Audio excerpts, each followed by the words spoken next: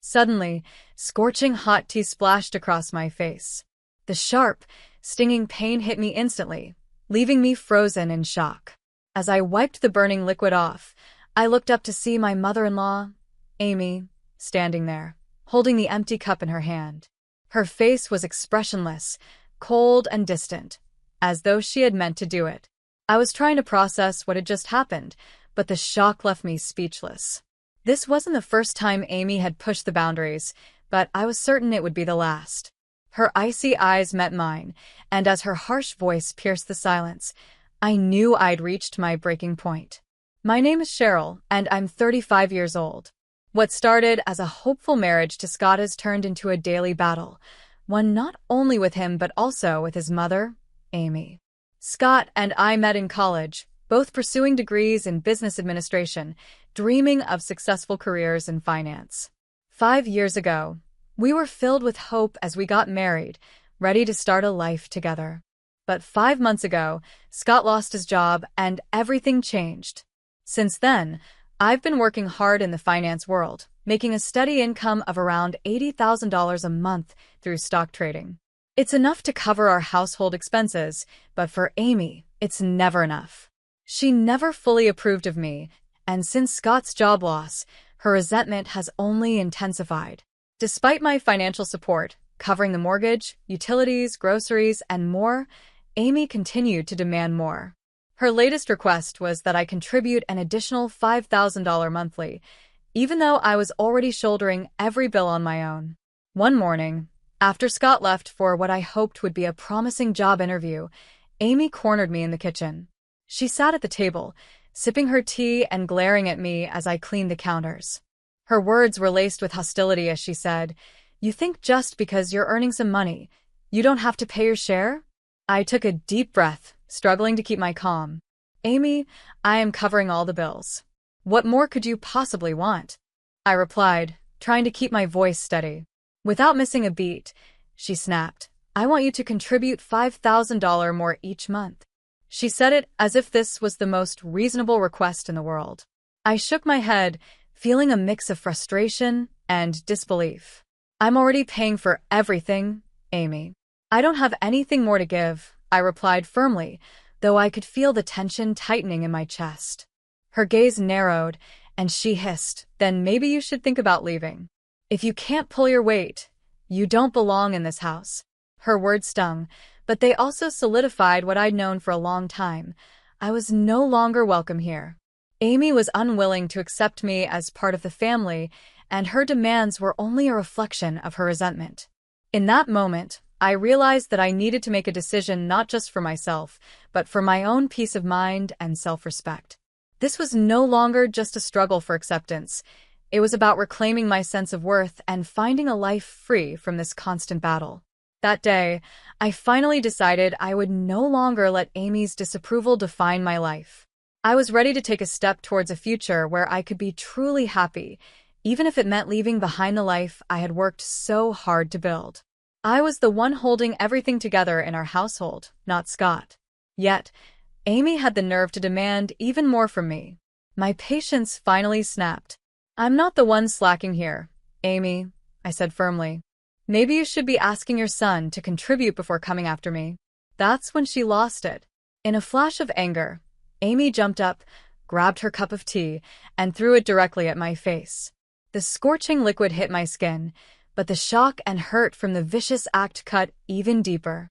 I stumbled back, stunned and silent, as she stormed off, muttering about how ungrateful I was and how I didn't deserve to be in her family. In that moment, I knew I couldn't stay in that house another day. That night, I packed my things and left. Scott wasn't home, probably at another unsuccessful job interview, I guessed. I didn't wait for him to return. I went back to my parents' house, feeling a mix of exhaustion, relief, and sadness. Days passed, and I didn't hear a single word from Scott. No call, no message. At first, I was surprised. I had expected at least some kind of apology or explanation. But as the weeks went by, it became clear to me that I meant very little to him, or at least far less than his mother did.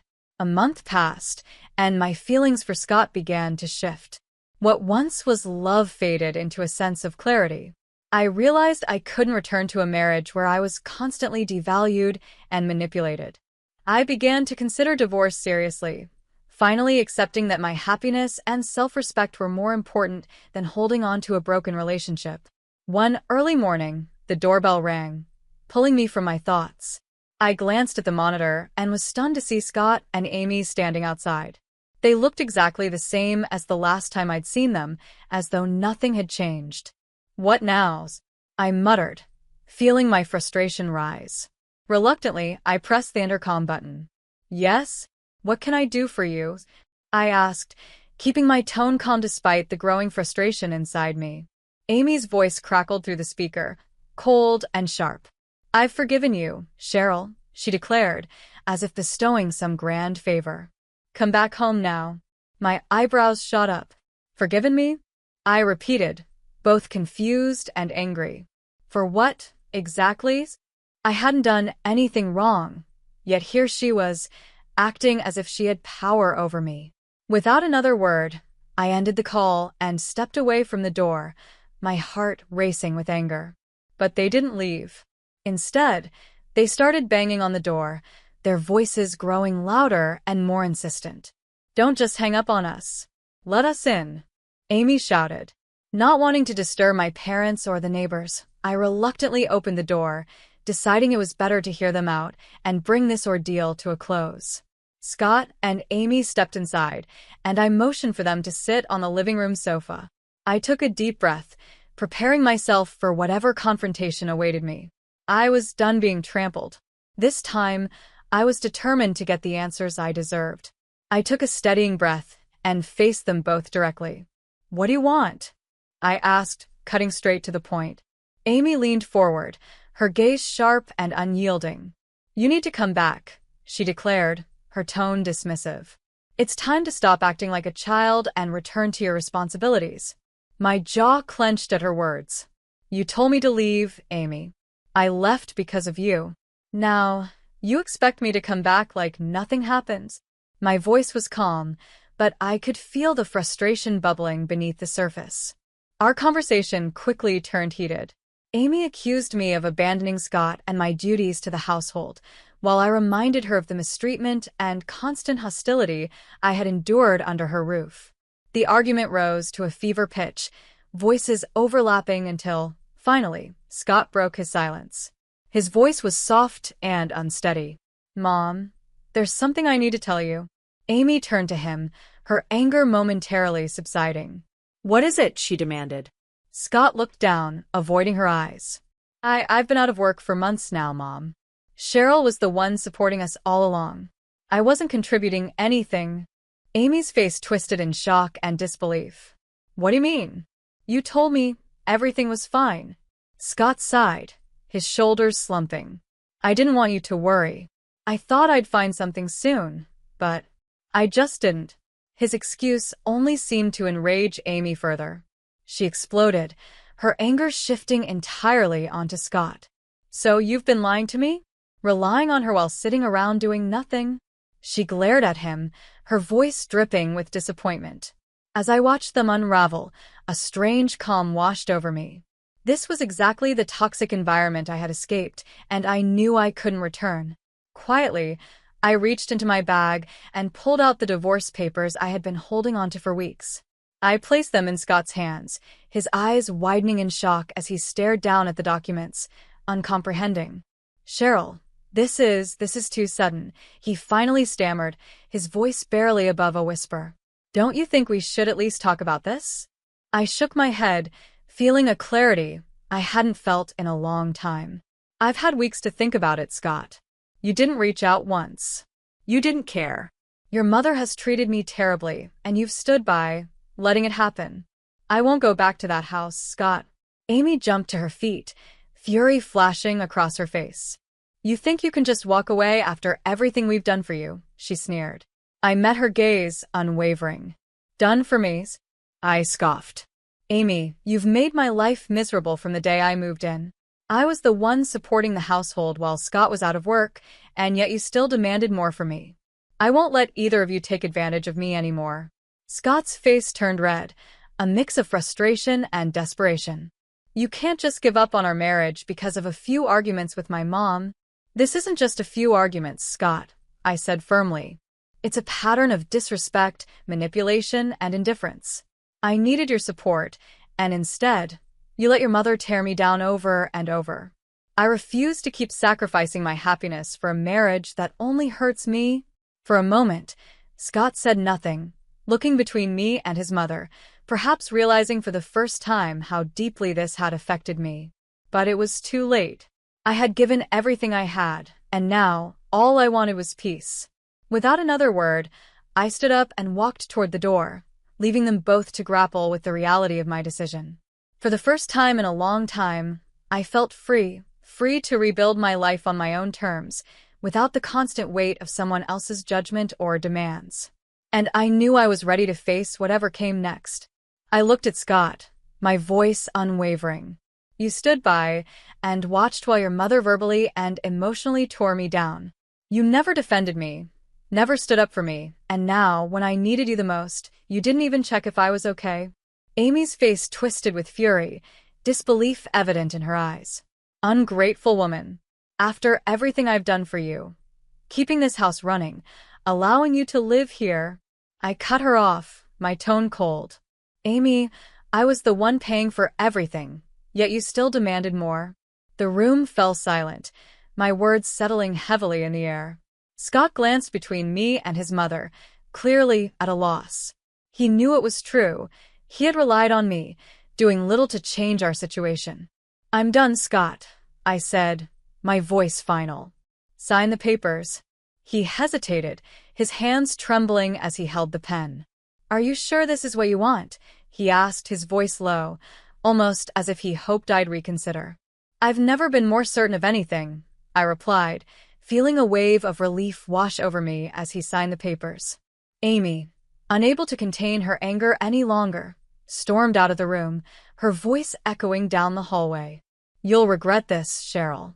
You'll regret leaving us. I watched her leave, her threats fading as she disappeared down the hall. But I felt no fear, no regret, only peace. It was finally over. 5 weeks passed, and life at my parents' house felt calm and simple. The divorce papers had been filed, and I was slowly piecing together a new life. Then, one afternoon, my phone rang unexpectedly. It was Amy. What do you want? I asked, keeping my tone neutral even as I felt a twinge of anxiety. Cheryl, the electricity and gas have been cut off, she said, her voice edged with desperation. I know you're no longer with Scott, but could you at least help us pay the bills this month? Just until Scott finds a job. I was stunned. After everything they'd put me through, she was asking for my help. No, Amy, I replied firmly. I'm not responsible for your household anymore. Ask Scott to take care of it. She scoffed, her voice sharp. He can't. He hasn't found a job yet, and we need help. Then you'll have to figure it out, I said calmly, my hand hovering over the end call button. I'm not getting involved anymore. You can't just abandon us like this, she shouted, her voice laced with anger and desperation. I'm not abandoning anyone. I'm moving on, I said, and with that, I ended the call and blocked her number. A few more months passed, and life finally began to settle into a new, fulfilling rhythm. I focused on my work, my happiness, and my goals. I was thriving, free from the weight of their constant demands. For the first time in a long time, I was building a life that was entirely mine. I received a message from Scott one day. He apologized for everything, admitting he should have defended me. He mentioned he'd finally found a job at a factory. Despite his apology, I felt no need to reconnect with him or his mother, so I blocked his number as well. I had moved on, and reopening old wounds felt pointless. About 5 months after the divorce, I met someone new. His name was Jerry, and he was kind, dependable, and respectful, everything I had hoped for but never found in Scott. We took things slowly, enjoying each other's company without rushing. For the first time in a long while, I felt truly happy and at peace. As for Amy, she finally faced consequences for her actions. After I reported the tea incident, the legal system recognized it for what it was: assault. She was charged, fined, and sentenced to community service. Scott, on the other hand, was ordered to pay spousal support, a fitting consequence for his inaction and reliance on me throughout our marriage.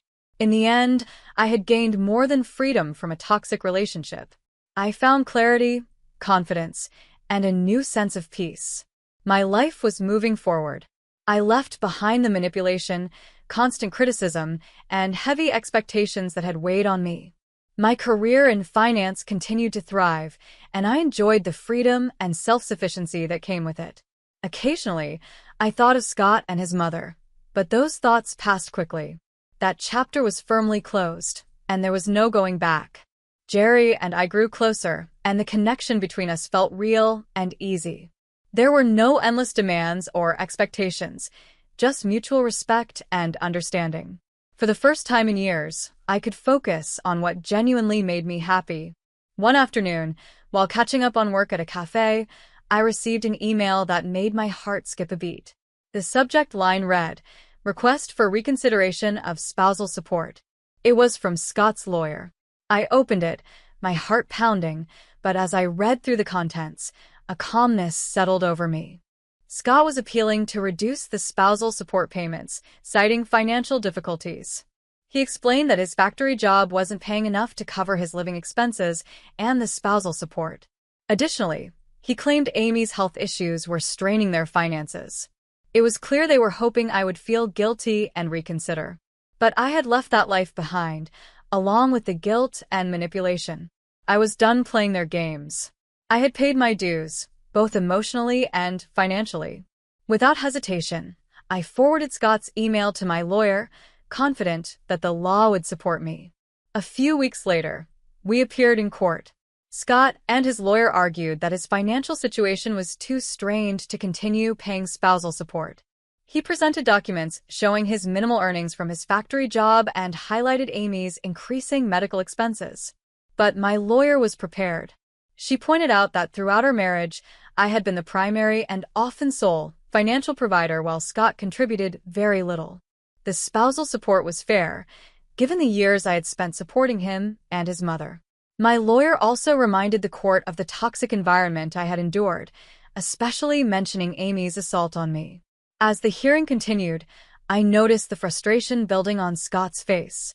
He was not used to facing the consequences of his actions. For the first time, he was being held accountable, and it clearly unsettled him. After carefully listening to both sides, the judge delivered the verdict. Scott's request to reduce spousal support was denied. Although the court acknowledged his financial struggles, they weren't enough to justify lowering the payments. The judge also noted that Amy's behavior had significantly contributed to the breakdown of our marriage and emphasized that Scott needed to take responsibility for his choices, or lack thereof. As we left the courtroom, Scott approached me, his expression a mix of frustration and desperation. "Cheryl, please can't we work something out? I'm struggling." "You don't have to do this," he pleaded. I looked at him, feeling a fleeting pang of sympathy, but quickly reminded myself of everything I had endured. "Scott, I spent years supporting you and your mother, and all I got in return was disrespect and manipulation. I've moved on. You need to figure things out for yourself." Without waiting for a response, I turned and walked away, leaving him behind. I wasn't angry, just relieved to finally be free from a life that had drained me of my energy and happiness. In the following months, I heard through mutual friends that Amy's health was deteriorating. She had been diagnosed with a serious illness, and Scott was struggling to care for her. While a part of me felt a twinge of sympathy, I reminded myself that their lives were no longer my responsibility. I had done my part. It was now up to Scott to step up. Meanwhile, my own life was blossoming. Jerry and I had grown closer, and we were discussing the possibility of taking the next step in our relationship. He valued my independence and supported my ambitions, qualities I had never experienced in my previous marriage. Being with someone who respected and appreciated me without trying to control or change me was refreshing and empowering. One day, as I was scrolling through the news on my phone, I realized how far I had come. My life was finally my own, filled with peace, growth, and genuine happiness.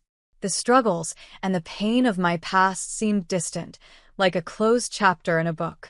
I was living fully, free from the shadows of my past, and ready for whatever new adventures lay ahead. A headline caught my eye: "Local woman sentenced for assault in tea incident." My heart raced as I clicked on the article, and there it was, an update on Amy. The case I had filed against her for throwing hot tea at me had finally come to an end. The court found her guilty of assault, sentencing her to pay a significant fine and complete additional community service. A wave of emotions hit me as I read the words. Amy had finally been held accountable. It wasn't about celebrating her downfall. It was about the peace that came with knowing justice had been served. It felt like the last piece of closure I needed. Months later, I was out to dinner with Jerry, reflecting on how far I'd come. I had walked away from a toxic marriage, faced legal challenges, and emerged stronger on the other side. I found happiness in my career, in my relationship with Jerry, and most importantly, within myself. The burdens of the past no longer weighed me down. Amy and Scott were behind me, and I was free to live on my own terms. As I smiled across the table at Jerry, I knew I was ready for whatever the future held. The painful chapters of my life had closed, and a new, hopeful one was opening. I was free, strong, and finally at peace, ready to embrace all the good things life had to offer.